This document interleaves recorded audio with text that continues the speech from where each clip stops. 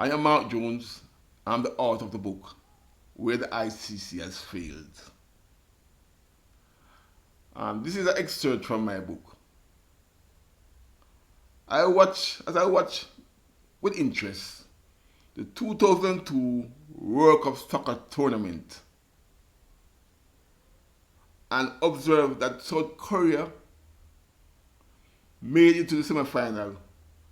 Yes, South Korea. Senegal and USA made it to the quarterfinal. It is not long ago that these countries were underdog of the game. Yet they were able to defeat many traditional powerhouses. This illustrated that the gap in soccer amongst many nations has closed considerably. I reflect on cricket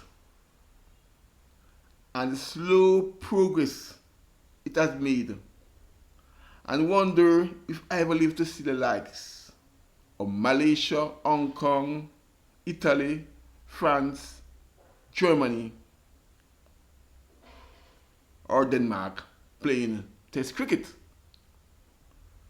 I place the blame for the slow progress of the game at the feet of the ICC and cricket writer. I place the blame on the slow progress of the game on the ICC and cricket writers. The ICC has always lacked vision, and cricket writers have always shown little concern about the progress of the game outside of test playing country. A prime example is David Fritt, the leading cricket writer from the 1970s to the 1990s, who has channeled so much energy writing cricket book Fast Men and Slow Men that features cricketers way back from the 17th century and never wrote a page or a line on how the game can make progress in a non-test playing country. There is also a case in point with popular cricket writers Alan Lee, the late Alan Lee and the late David Foote and Matthew Angel, where these writers wax lyrically, summing up some fantastic expression. Yet when it comes to showing concern about the game outside of the test playing country, they are found woefully wanting. The slow progress of the game is hardly a subject for cricket wits. It is a shame that the manner of our country is elevated to test cricket, except for Zimbabwe.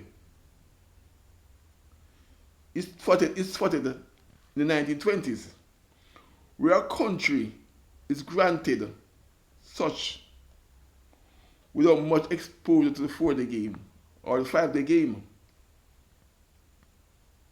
The elevation of Bangladesh to test cricket is the latest example of this backward thinking, conventional thinking in which cricket is still steep. When Bangladesh was elevated to test status, they had only played one 4-day game and never one 4-day game prior and never play a 5-day game test match. Cricket. Cricket is about cricket is about 5-day game.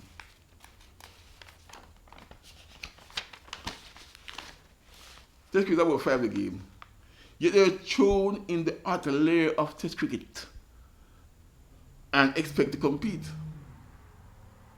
The ICC must count Bangladesh's poor showing in test cricket as an exam, as a blessing in disguise, an opportunity to change the manner in which a country is elevated to test cricket. The governing body was gazing over the years.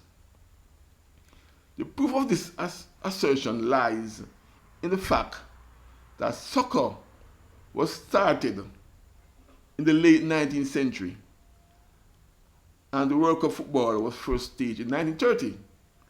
In comparison to cricket, which was started a few centuries before, yet the World Cup cricket was only inaugurated in 1975. I believe if a World Cup cricket was started in 1930 or 1940s, there would have been many more test playing countries today. Back in the 20th century, when the wheel of test cricket really started turning, with the advent of 6 test teams, the ICC should have formed a second string of test teams to keep the interest of the game in the other countries turning.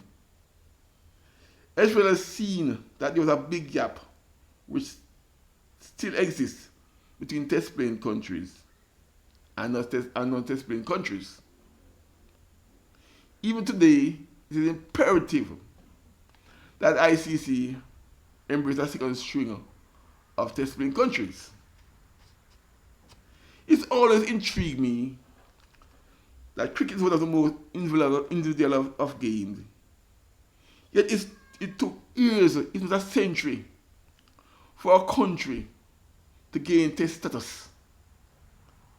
So many times Alan Border and his broad bat stood in the way of defeat for Australia, or the gangling Richard Hadley led a one-man assault for New Zealand, destroying the opposition batting lineup